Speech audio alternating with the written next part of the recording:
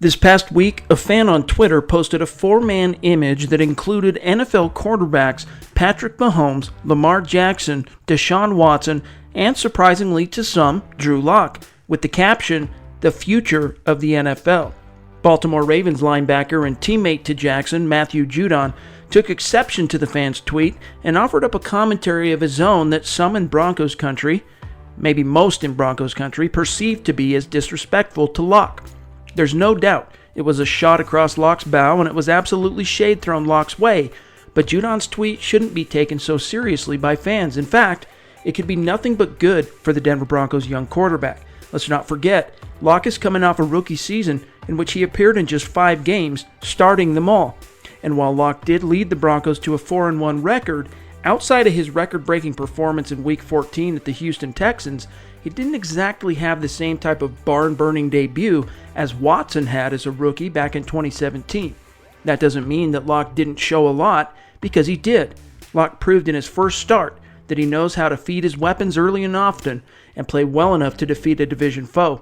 His second start in Houston proved that Lock does have the wherewithal to take his talents on the road and not only play well, but play very well.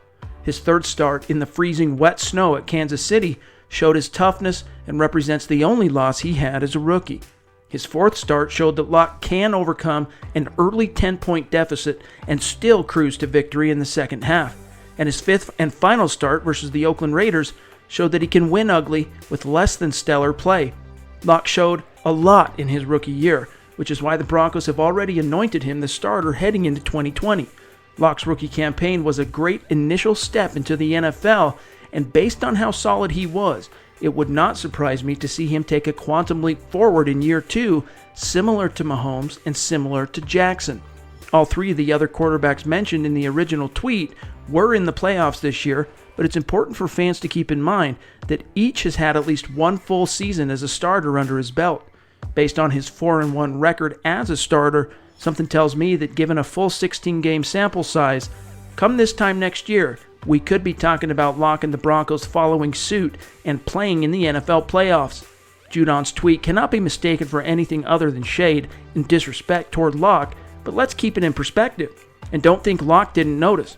For a young quarterback still pissed off that he fell out of the first round of the draft, it's just another chip on Lock's shoulder that he can use as fuel heading into year 2. A year from now, history will judge whether Judon's shade was justified or not.